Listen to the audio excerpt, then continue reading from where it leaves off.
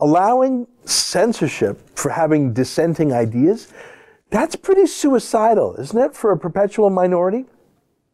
Here's Mark Freeman in the Jewish News. Let me quote. He says, where they're describing him, they say, "You can add Mark Freeman to the list of people who think it's time to resurrect Section 13 of the Canadian Human Rights Act, or something like it, in order to combat hate speech. The controversial section, which addressed online manifestations of hate speech, was repealed in 2013. But not too long ago, a representative of the free speech group PEN Canada suggested that it was time for Canada to introduce a new law to address hate speech. That came after reports that the federal government was considering introducing legislation that would revive Section 13.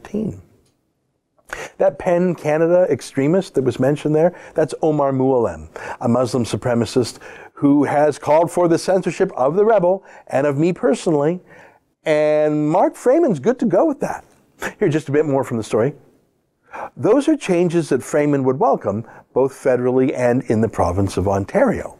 Freeman, who served as Deputy Attorney General of Ontario from 2000 to 2004, said that in recent years there has been a troubling resurgence of hate propaganda and the vilification of minority groups in Canada. That's a situation that cannot be allowed to continue if we want to hold true to our core Canadian principles that place a high value on the dignity and worth of all human beings, he said. Just a little bit more. Hate speech is on the rise. Hate speech is a form of poison. We regulate poison and all kinds of speech that carries harm. This is the kind of speech that carries danger, he said. Almost done. Freeman, who also served as the president of the now defunct Canadian Jewish Congress, made his views known in a panel discussion that looked at the future of Canadian law in the absence of Section 13. Okay, enough from him. But look at that, and look at him. He's a holdover from another era, from the 70s or the 80s maybe, when government could censor things, when to communicate you had to have a physical printing press or a TV station. Now try censoring anything today in the borderless world of the internet and smartphones. You'll never outlaw hate, by the way, let alone communication. Because hate is an innate emotion that every one of us has. It's abnormal to never feel the emotion of hate. You can't pass a law to ban an emotion. And one man's hate speech is another man's passionate speech. That's why we regulate harmful actions like hitting people or threatening people with violence. But merely hating? How does it even fit into our legal system? But here's my point. It's 2018 now. The Muslim population of Canada is, what, 1.5 million people?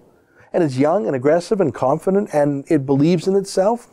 Canada's Jews, like Mark Freeman, 350,000, low birth rate, high intermarriage. Very few are actually religious. To many Jews, being Jewish is a bit like a club. Maybe once a year you go to a synagogue, but probably not. It's a loose affiliation with no enduring or transcendent meaning. Imagine then that an aging, out-of-date Jewish ethno-politician like Mark Freeman would actually get his way here and would bring back a hate speech law. Who do you think would use that hate speech law? And who do you think that hate speech law would be used against? I've often said that Jews have a suicidal gene in them.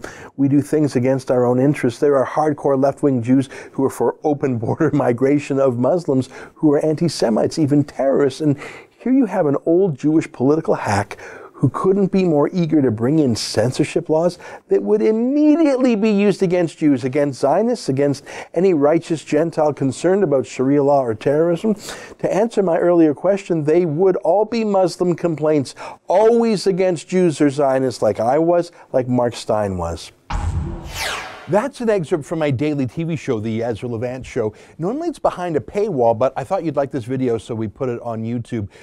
If you want to subscribe to watch the daily show every day, including always 2 interviews a day, and I read my hate mail, just click on this screen and become a premium member.